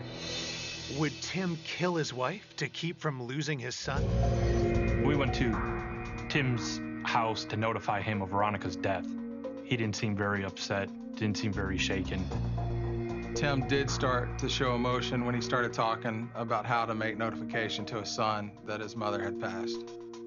Tim told us his son went to his sister's house. Tim called his sister. He told her what happened to Veronica, and he again became upset at the thought of having to tell his son what happened to his mother. Police asked Tim to come down to the station for an interview, where they question him about his wife's personal life. Tell me about this boyfriend of hers. You doing these shows, you've been putting in 14, 16, 20 hours a day. You start hanging out. She just started acting weird. And then I started paying attention more. She fessed up. I said, okay. Tried therapy for a little while. Didn't work. I moved out June 6th. Tim stated that he was upset that they were going through a divorce and that it wasn't what he wanted. Had Veronica's relationship with another man driven Tim to kill? Has your relationship with your wife ever been volatile? No. Was there ever any problems in the divorce? Our thing was good. Do you have any insurance that you're going to claim from this accident happening? I don't know. I have no idea. If I'm the beneficiary, then sure. The life insurance policy on Veronica was approximately $550,000. Tim admitted that once they were divorced, Tim would be taken off the life insurance as a beneficiary. So he was 2 to 3 weeks out from being on the life insurance policy. Detective Crumby cuts to the chase. Did you have anything to do with your wife's murder? Oh, sure. When asked if he had done it, Tim reacted calm, cool. Part of my technique in interviewing people, I like to make accusations and statements to try to throw them off. I'm sitting there calling you a murderer. I think you are. I don't know how to respond to that. I didn't do it. He came back at me and was adamant that he didn't. Tim says the last time he saw Veronica was in the church parking lot at the custody exchange. He gave us the exact route that he followed after he picked up his son and the different stops that he made. Tim had said that he had gone to a hardware store and a grocery store near his residence. He provided receipts. We had other detectives follow up, actually go to the store, pull surveillance tapes. When police get a hold of the security footage, they're stunned. The receipts that Tim had given us match up the times on the surveillance video. And we had already had a time frame of when the homicide happened, so we were able to narrow it down to where he was. Tim was not there at the residence when it happened. Tim is cleared as a suspect, and officers have also looked into the boyfriend Brian's alibi. Brian went to a local store for a cold drink before he came to Veronica's house. Surveillance tapes showed him at the store at the time he stated, so we knew where he was during the time we suspect the homicide happened. Investigators are back at square one. We don't have a known suspect. I started getting frustrated. You know, anytime you have a homicide of this magnitude, community members, neighbors, friends are obviously worried. Everybody was just really shocked and tried to comfort each other and try to understand what happened. Why the hell did this happen? How did this happen? Who did it? I wanted justice for her. You know, I mean, no matter who did it, no matter what it was, I wanted answers. Officers canvassed Veronica's neighbors, asking if they saw or heard anything unusual around the time of the murder. A neighbor stated they saw a light-colored white or silver SUV or van in the alley right before the homicide. They didn't know if it was involved or not. They stated that it was gone before the police arrived. Did the driver have something to do with Veronica's murder? Is this the lead police have been hoping for? We started to have some pieces to the puzzle, but at this point, we didn't have the puzzle, and we didn't even have the border. 2 days after Veronica Boza's murder, police still don't have a solid suspect. Their only lead is a light-colored SUV that was seen in the alley by Veronica's house right before she was attacked. We tried to narrow down whose vehicle that possibly could have been. We were told that maybe a handyman that comes around, so we followed up and determined that he had a dark truck. With few leads, investigators looked to Veronica's autopsy results for insight. The medical examiner said that she was shot 4 times. She had a defensive wound to her arm. The last time was a shot to her head to make sure that she was dead, so she was basically executed. Well, is this a stalker? Is this a hitman? What is it? And so everybody was on alert. While the murder weapon wasn't found at the scene, police do get one piece of good news. Technicians ran ballistic tests on the shell casings, and that gave us a type of gun we were looking for. It was fired from a high point 9mm. Investigators decide to track Veronica's phone for further clues. When we have a homicide, we like to collect electronic evidence.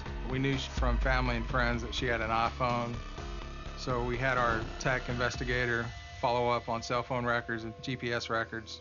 We were able to see that she'd gone to church and then came back home, and then now that phone is missing. Police believe Veronica's attacker took her phone. The location of the cell phone was being recorded, leaving the scene of the homicide, traveling down the roads, down the interstate. Was the signal leading police straight to Veronica's killer? That was one key piece that really opened our eyes. It was almost as if Veronica was helping us in our investigation. But then the signal goes dead.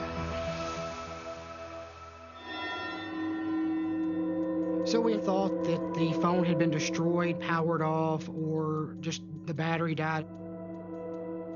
We requested records for her current boyfriend, Brian. We determined that he was telling us the truth about where he had been, what he had been doing. We looked at the cell phone records and the GPS locations for Tim in relation to the homicide.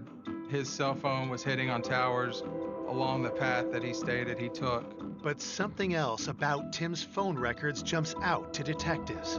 We noticed multiple calls to one number before and after the custody exchange. Police learn the number belongs to Corey Cotham. Corey Cotham was a friend of Tim's. They worked together, they hung out together, and they were very close. He was friends with Veronica. and at some point actually stayed with Tim and Veronica.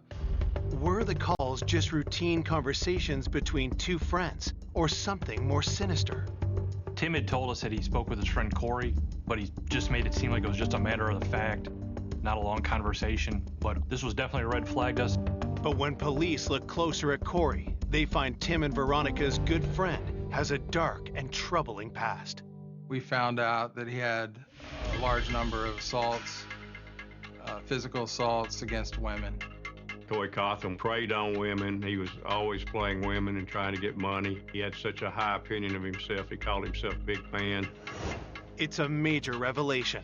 Was it possible Corey had something to do with Veronica's death? Maybe there was a personal reason between him and Veronica that we didn't know about that could have been related to the homicide. We were just unsure at this point. We then got a warrant issued for Corey's cell phone data to show what Corey had been up to that day. The results raise immediate suspicions. Corey's phone and Veronica's phone were both hitting in the same general area as each other. We noticed that the day of the homicide, he was in the general area of St. Edward Catholic Church, which is where Veronica went to Mass at that morning. We then noticed that his phone was in the general area of the crime scene later that morning. When detectives track his phone's movement after the killing, they make a stunning discovery. We noticed that Corey Cotham's device was in the area of the crime scene, then heads back out towards Interstate 40. The route is suspiciously similar to the path Veronica's cell phone took. We would conclude that the two devices are in close proximity to each other and that there's a good probability that the phone was taken by the suspect at that point. Upon learning that information, we now started looking at Corey Cotham as a suspect in the murder of Veronica Boza. Investigators come up with a plan to lure Corey into talking. I was very nonchalant with him. Tried to play it as we needed his help to clear his buddy Tim.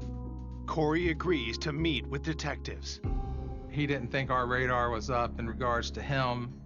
Corey confirms he spoke with Tim the morning of the murder. It was a couple of times. I know I called, but I know I called on the way back into Nashville. He stated he was coming back from Kentucky from seeing one of his girls, and that at the time he spoke with Tim, he was passing the Portland area on the interstate. Where were you when you talked to him at 12:20? I was already back in town. I went over one of my girls' house and just chilled with her, He went to a girlfriend's house in Nashville, which was on the other side of town from where the homicide occurred. So he put himself way away from the homicide location. This was significant because it showed that he was lying about where he was. Then, investigators decide to set a trap. One thing we had to do was put Corey's phone on his person and in his hand 100% of the time. Is that the best way to get a hold of you, by your phone? Yeah. You always have it on you? Always. Okay, you're like me, man, 24/7. Hey, I got the car charger, the whole deal. We were able to get Corey to admit that he always had his cell phone with him and that nobody else had the phone that day. And that's almost as good as putting a weapon in Corey's hand. All right, man. We appreciate you coming and talking to us, man, but we got some problems. What's wrong? We've already pulled cell phone records, all right? And what you told us is totally... After Veronica Boza is found shot to death, police have caught her old friend Corey Cotham in a lie. What if you need to start explaining while your cell phone and her cell phone take? I don't know. All right? I'm telling you, man, I ain't got nothing to do with this. I ain't got anything to do with that. I knew Veronica before I knew Tim. I ain't got nothing to do with that. That's what's crazy. Dude, I came because I'm trying to bail my boy out from getting some mess. He started to get angry, started getting frustrated. You want a lawyer before you talk to us, or you want to talk to us? There's nothing I can tell y'all. I haven't done anything. At that point, we needed his vehicle and his cell phone in relation to the investigation, and we went and obtained a search warrant for them. When police seize Corey's vehicle, they notice striking details. Corey had a champagne-colored Cadillac Escalade. A neighbor saw a light-colored vehicle in the alley that day of the homicide.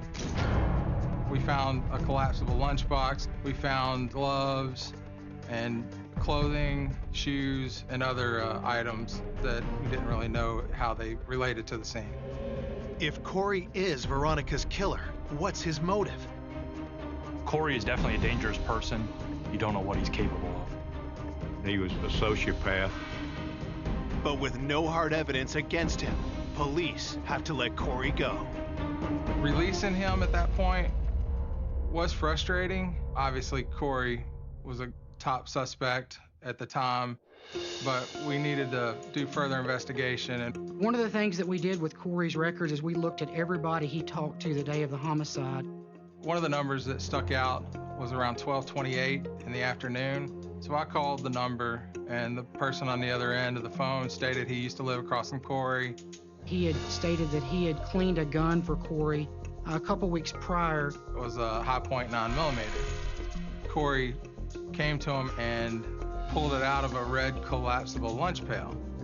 And we found a red collapsible lunch pail in the trunk of Corey's Escalade. So it started to come together at that point. Investigators need to find the gun and connect it to Corey, but they still have a long way to go. With phone records placing him near Veronica's house at the time of her murder, police confront Corey's only alibi, his girlfriend, Jenny. During that interview, Jenny had told us that Corey had been with her that day from 12 to 12:30 because she fixes him lunch at that time. It's the same time Veronica was murdered. I showed her Corey's phone records and told her we knew she was lying. Detective Crummy and myself fully explained to Jenny that lying during a murder investigation, she could go to jail. At that point, she backed off. She actually walked away from us, and she called her attorney.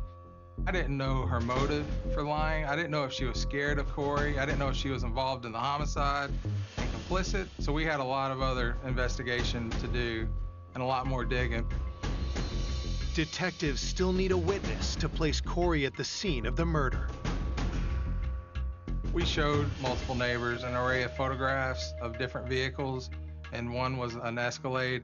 They couldn't make a positive identification on what type of vehicle it was, so ultimately we couldn't use it. It's another roadblock for police and more frustration for Veronica's family and friends. It makes you mad that somebody would do something like that to somebody like her. It felt twisted. It was like we couldn't get answers. We were getting all these rumors. What's the truth? What is the truth? What happened? Investigators need a break, and they finally get one. Jenny, Corey's girlfriend, was starting to contact the police department multiple times and wanting to speak with detectives in relation to the case. So when we interviewed Jenny the second time, she decided to tell us what really happened. Not sure what time he was at my house. He was at my house one day. I can't be certain of the time. Now she couldn't provide an alibi for Corey. She did state she saw him that morning, but she was half asleep. When she awoke up later in the afternoon, Corey was now at her house after the time of when the murder happened. You didn't go with him? You didn't take him? No. I did not leave my house. Jenny does make one startling admission that's very valuable to police. She admitted that she stole her ex-husband's handgun and put it inside a red collapsible lunchbox and hid it in her vehicle. Whenever I thought I could get arrested for it, I was going to try to sneak it back. Whenever I went to go sneak the gun back, it was missing. And the only person that knew was Corey. It's a major discovery. Not only is Corey's alibi shattered, police now have a lead on the possible murder weapon. We showed Jenny a picture of the red collapsible lunchbox we found in Corey's vehicle, and she identified that as being the one that she put her handgun in after she stole it from her ex-husband. She agreed at that point to work with us to prove that she wasn't involved in the homicide. When detectives get the results from the analysis on Corey's phone, they sense they're on the right track. They were able to recover a picture of a high-point 9mm handgun. It's the same type of gun that was used to kill Veronica. The one shell casing we were able to locate on the scene had a greenish tint to it. After looking at Corey's phone, the ammunition in the picture also had a greenish tint to it. This was possibly the gun that was used in the homicide. We didn't know if Jenny gave it to Corey. Corey stole it, we didn't know. So we dug through the police reports relating to her and her ex-husband, and it just says that a handgun was stolen. When police contact Jenny's ex, He confirms that the gun in the photo is his. He stated it was the High Point 9mm that was stolen. Was this the actual gun used in Veronica's murder? Our main motive was to find ballistics that affirmatively tie the handgun that was stolen as the handgun used in the homicide to kill Veronica.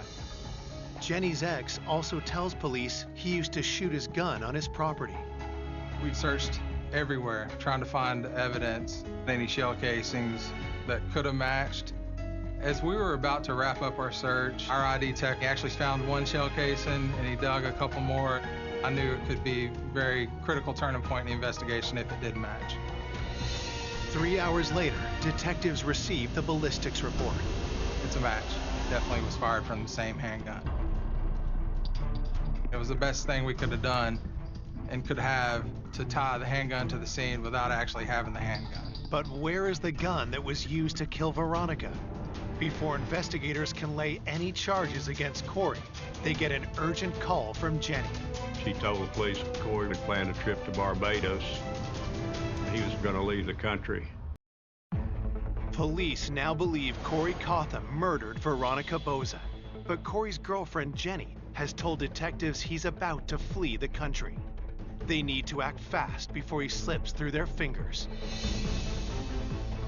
We contacted Jenny again and asked her to come in and do a controlled phone call. I asked Jenny to wear a wire to see if Corey would talk about what had happened, and also to try to get him to come back to Tennessee where we could arrest him. Jenny is nervous, but agrees to help police. Hey, what's wrong? Hey, they're coming to arrest me, Corey. What do I do? She stated that the police were coming after her, that we had a warrant for her. They got some sort of bullet, and it matches the same thing, exact match as one that they found at the crime scene. She stated that the detectives were able to tie the handgun that she had from her ex-husband to him, or to the homicide. She said, Corey, they know. They're saying it's a 9mm. They can get 9mm bullets anywhere. That don't matter. That's stupid. That was an aha moment because we never released to him or anybody else the caliber of weapon that was used. So we were very confident in all the evidence from Cotham, which was just overwhelming that he was the killer. But it's what Corey says next that blows investigators away. Get in touch with him. Let him know what's going on. Mr. Cotham did make a statement, you need to check with Tim and get with Tim. For him to tell Jenny to call Tim, that let us know right then and there that Tim was involved in the homicide. It's a surprising twist. Had Tim been involved in Veronica's death after all? Surveillance was started on Tim that afternoon. Mr. Boza had a big motive. He had custody issues in his marriage. We had money problems. Tim had financial gains from the death of Veronica Boza.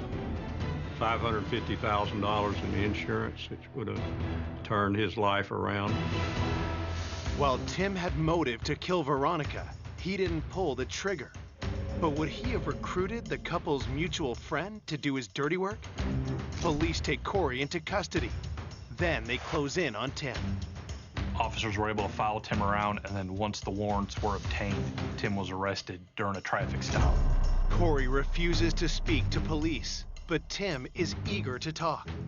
He tells detectives a tale so twisted, they can hardly believe it. I'm sorry, I lied to everybody here. There was a movie years ago. They both had terrible wives, mothers, or whatever, and they said, what is this crisscross thing? And just in jest, I said, okay, hey, we should do the same thing. It was a very crazy plan. This homicide didn't make sense to me and how it played out. It was just unexpected. It was definitely bizarre when he told us what the plan was. Corey was supposed to murder Veronica, and Tim was supposed to murder one of Corey's girlfriend's ex-husband.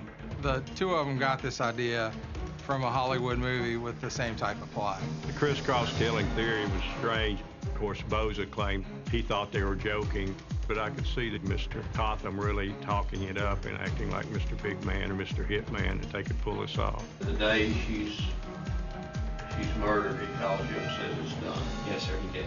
What did he say, Rick? He just said that he went in the house and she tried to run and that he shot her. When I talked to him, it said that Corey said it's done, which was obviously dynamite evidence for us. Police learned Corey also had something more to gain from Veronica's death. Tim promised to pay Corey $35,000 of the life insurance policy. His wife was leaving him, and he just had anger and jealousy issues of the victim. He was a desperate man, and he had the strongest motive of anybody. Corey Cotham and Tim Boza are tried separately for their roles in Veronica's murder. In court, prosecutors put forward a theory of how the crime unfolded. The morning of the homicide, Corey went down to St. Edward Catholic Church.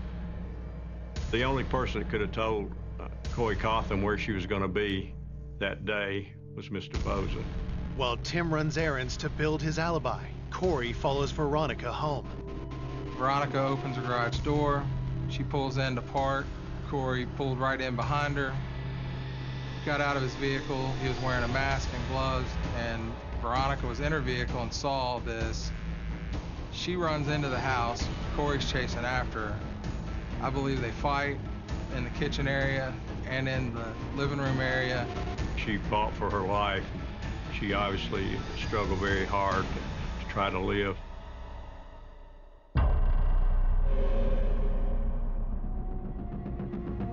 Corey and Tim are both found guilty of first-degree premeditated murder. Mr. Cotham got life without parole. Mr. Boza got a life sentence, which means he'll have to serve 51 years before he's eligible for parole. Veronica was definitely an unexpected target. I can't fathom Tim would ever do something like this. He hired the hitman. He's just evil. Only a twisted person could pull something like this off. He has no soul. The truth behind what happened, it just makes you feel sick to your stomach.